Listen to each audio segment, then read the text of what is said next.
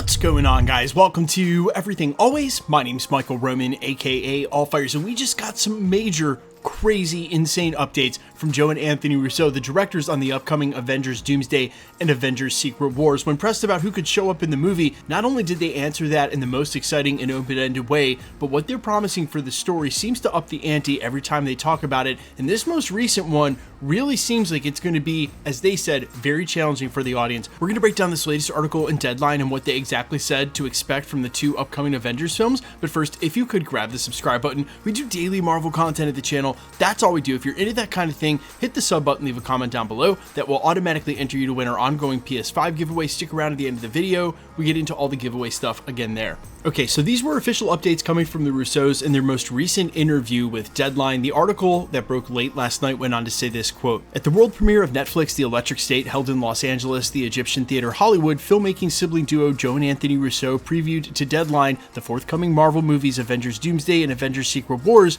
due in 2026 and 2027, respectively. Quote, "It's all in London. We're shooting them fairly back to back. It's a lot of work again, and we may or may not survive. We'll see," Joe Russo told Deadline social media manager Natalie Stake on the red carpet. "But we're very excited about it. We found a way into the story that we think is going to be challenging for audiences. It's challenging for us to execute.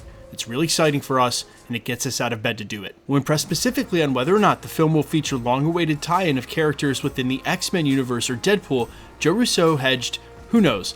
I don't know. I don't know who we're going to see. I still don't know." For his part, Anthony Russo had fun with the answer. Quote, "If you close your eyes, use your imagination, you can see anyone you want," he added. "Whoever tickles your fancy." And they followed up by saying anybody in the Marvel bag could show up in this movie, quote, attributed to Joe Russo. What really happened was we ended up stumbling upon an idea that activated all of us. You couldn't see it coming until it came, and then once it was like, well, we have to make this story. This is a story we have to tell. Now look, as I mentioned during the prologue, the Russos have insisted every time they've talked about this story with increasing vigor that this was a story they, quote, had to tell, that it was one of those stories that was unique enough to even have them coming back in the first place. And this time they really upped the ante by saying not only was it a challenge for them to make, but that it's going to, quote unquote, challenge audiences. They then went on to say things like they really think that these films are going to be a surprise to people and that they think they're very radical. Now, starting with the quote unquote challenge part, I think it's pretty obvious that the enormous challenge right off the bat was them choosing Robert Downey Jr. in a different role for the MCU, with the stakes and sort of problematic creation that is, hey, this is one of our most iconic actors and characters.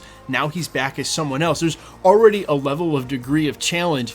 But even more so, I'm going to say the quiet part out loud here, this just can't be Avengers Infinity War and Avengers Endgame 2.0. That's the reason they don't come back, is because they can't up these movies and they simply don't want to just retell them. And I know I affectionately talk about a portal scene, quote unquote, for Avengers Secret Wars where everybody lines up. But outside of some obvious similarities that are just inherent in superhero movies, they really want to make a story that matters, something that's different. And that's where I think they get around to the language of saying, hey, these movies are going to surprise you guys. They're really radical. That's because they can't just come back and make another Infinity War and make another Avengers Endgame. They know that won't do. And quite honestly, if they felt like that's what they were going to do, I don't think they would have agreed to come back. That's why I think they keep emphasizing how good this story is. It's the reason they say, quote unquote, to activate everyone, something that's worth being told, something that's not just, again, Infinity War and Endgame Part 2. And for the other side of this quote about any character showing up, you can rest assured that the Russos weren't lying. Marvel Studios didn't assemble the rights at a very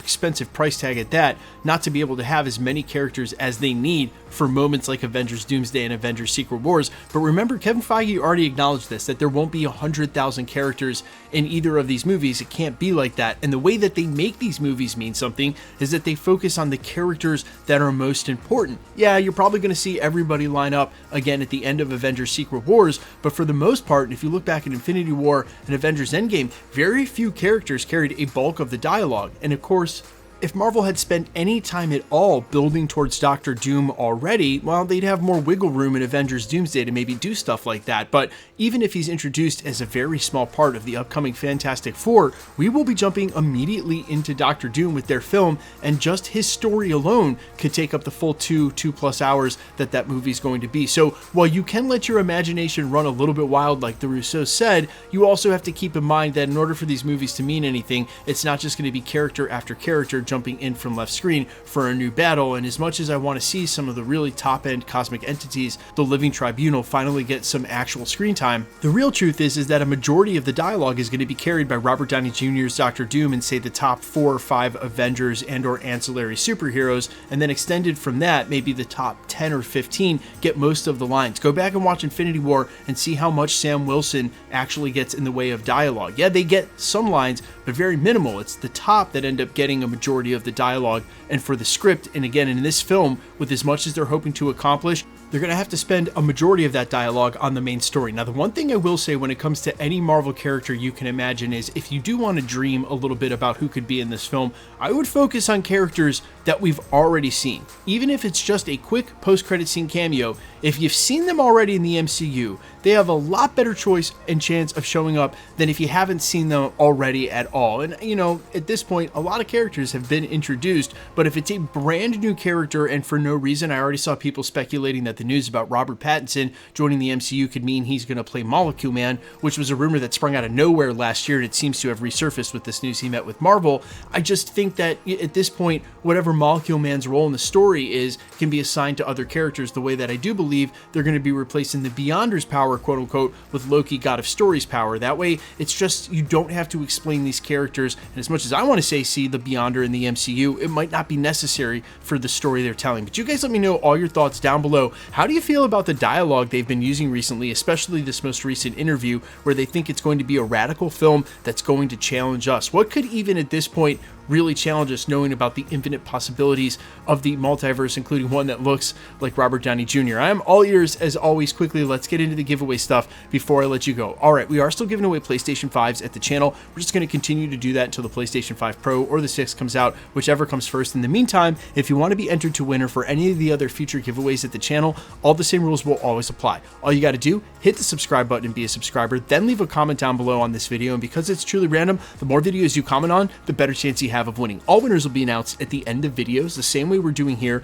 live with my voice in the winning comment shown on screen when there is one. So please be safe and vigilant on my channel, really any channel on YouTube. And if you should get a spam comment claiming that you've won a prize, please remember that no content creator will ever charge you for shipping, myself included. Just report that comment directly to YouTube. They've become very swift about deleting them, and then everywhere across the platform they've commented, it'll be removed, and you've done a huge service to the community. The best way to keep up with the content has always been to hit the notification bell with all notifications turned on, and as always, if you like today's video, I'd appreciate it if you'd hit the like button. My name's Michael Roman. You can find me in a couple of places, Instagram and Twitter at @AmFires. You can also find me on Spotify, YouTube, Amazon, Apple, iTunes, wherever you listen to original music under the name Allfires. By the way, I got a new single coming with KJ Saga on April 1st. For those of you who are into drum and bass, be looking out for that. It's called Ignite. In the meantime, hit the sub button, stick around. I'll see you guys in the next video. Peace.